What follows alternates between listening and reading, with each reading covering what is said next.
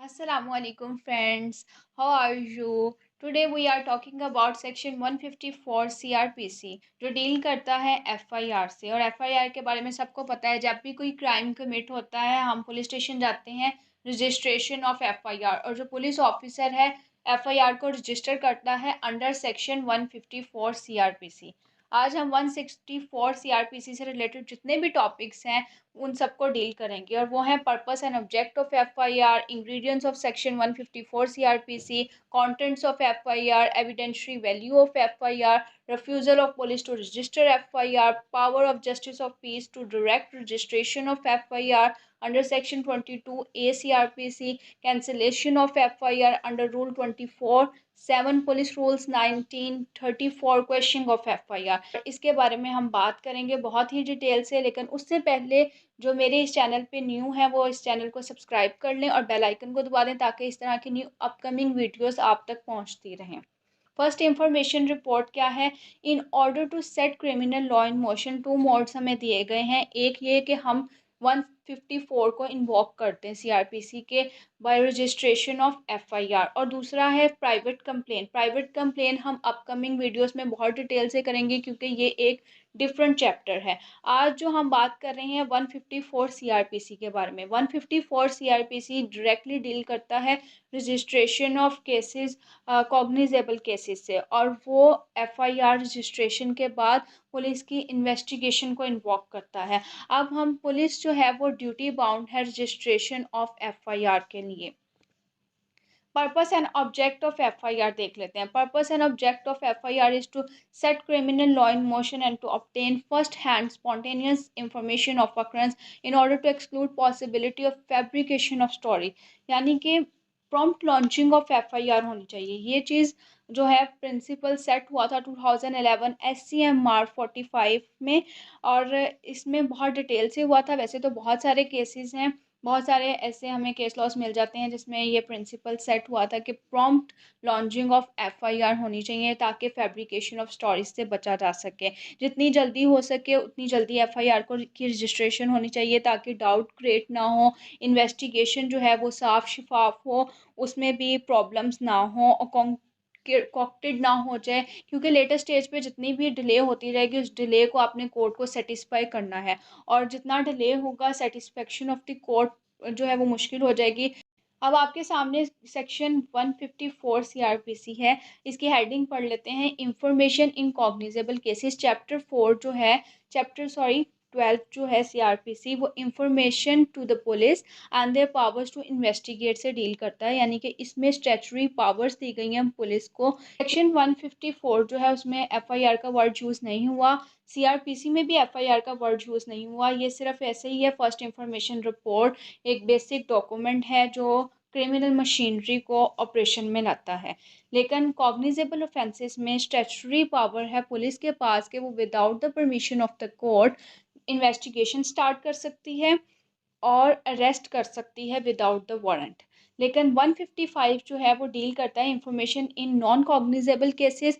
Police ने FIR तब भी रजिस्टर करनी है एज अ कंप्लेंट और उसे मूव कर देना है मजिस्ट्रेट के पास ताकि वो अरेस्ट, अगर मजिस्ट्रेट डायरेक्शन देगा पुलिस को तो फिर उसने मजिस्ट्रेट के कहने पे पुलिस ऑफिसर ने इन्वेस्टिगेशन स्टार्ट करनी है और विद वारंट अरेस्ट कर सकता है।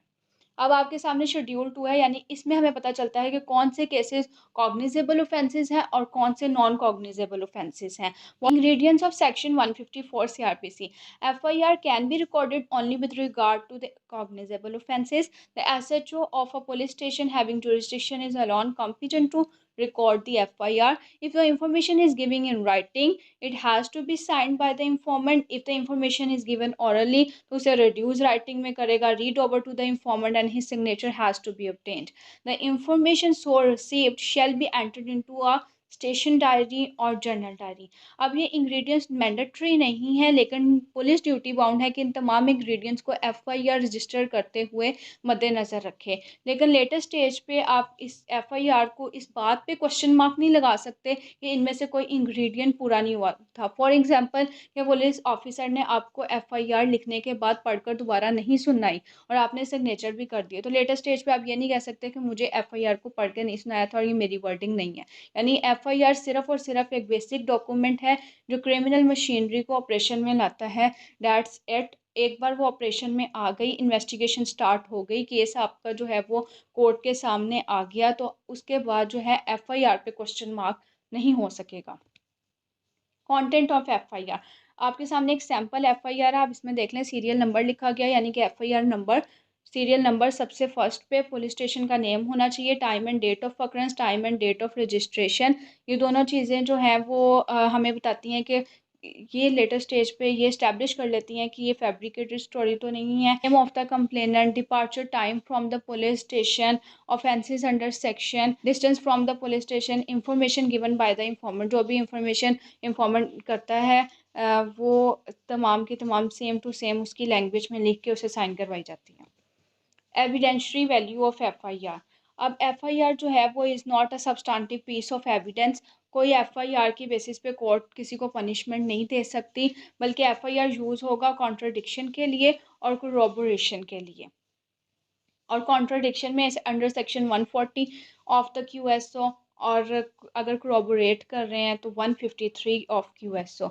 और ये बात इस्टेब्लिश हुई 2011 SCMR 45 से रीड कर लेते हैं। It is important to note that FIR carries great weight and play a vital role in a criminal cases before its maker is examined in the court. Once its maker is examined in the court, then it loses its at that much important and reduces to the position to the extent to the used only to corroborate as provided under Article 153 of Kanun Shahadat Ordinance 1984 or contradict its maker in the manner as required under Article 140 of the said order, जैसे कि आपको बता दिया। अच्छा, एक और situation भी create हो सकती है कि FIR को डाइंग डिक्लेरेशन के तौर पर भी यूज़ किया जा सकता है।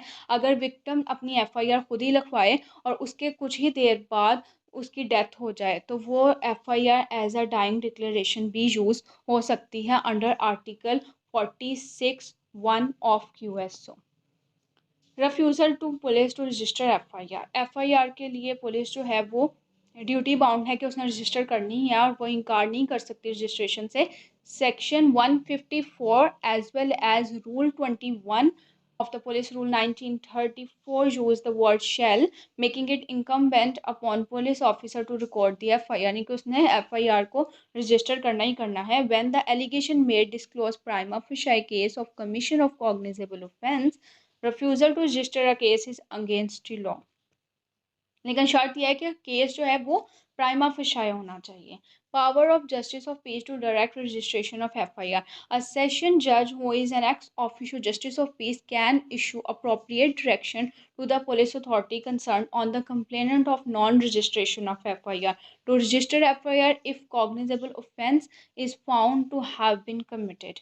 वो डायरेक्शन दे सकता है। और यहाँ पे जो है वो अपनी एडमिनिस्ट्रेटिव पावर यूज़ कर रहा है, जुडिशनल पावर यूज़ नहीं कर रहा।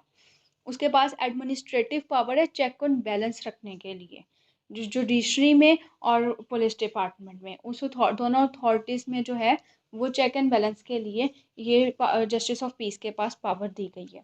Cancellation of FIR, if after investigation case is found to be malicious, false, to mistake of fact or law, or to be non-cognizable or matter for a civil suit, the superintendent shall send the final report to the magistrate first class for orders of cancellation, यानी कि अगर जो police है वो cancel कर रही है FIR को, तो उसे रीजंस लिखनी है कि वो क्यों कैंसिल कर रही है FIR को। या तो केस नहीं बनता, या केस सिविल नेचर का है, या केस जो है 155 के अंदर आ जाता है, इसमें information of non cognizable offences, और नॉन कॉग्निजेबल ऑफेंसेस मजिस्ट्रेट के पास जाएगी, क्योंकि पुलिस के पास कोई स्टैट्यूटरी पावर है ही नहीं कि वो इन्वेस्टिगेशन कर सके, वो अरेस्ट कर सके।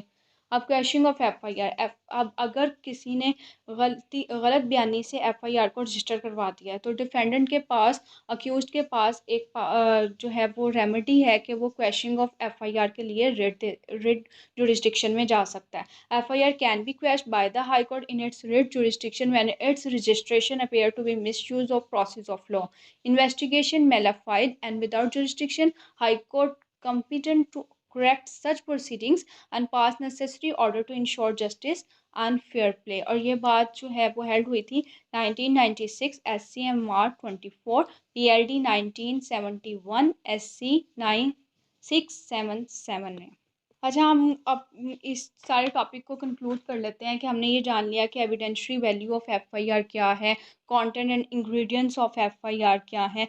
एक बड़ा इंपॉर्टेंट केस है 1996 पीसीआर एलजे 1076, जिसमें ये कहा गया था कि first information report is only a document for bringing the investigation agency into operation and it is not necessary that each and every detail should be mention there. यानी कि हर detail ज़रूरी नहीं है कि एफआईआर में मेंशन हो, लेकिन जो कंटेंट ऑफ एफआईआर हमने पढ़े वो तमाम के तमाम पुलिस ऑफिसर ड्यूटी बाउंड है कि उस सब को मेंशन करें, क्योंकि लेटेस्ट स्टेज पे ये देखा जा सकता है कि एफआईआर को रजिस्टर किस टाइम और डेट में करवाया गया, वकूआ कब हुआ था, और आप कब पुलिस स्टेशन एफआईआर रजिस्टर करवाने आ रहे हैं। फैब्रिकेटेड स्टोरी तो नहीं है। प्रॉम्प्ट लॉन्चिंग ऑफ एफआईआर पे बहुत जोर दिया गया है, और इसमें जो है वो कोर्ट बिल्कुल भी लीनियंट नहीं होती।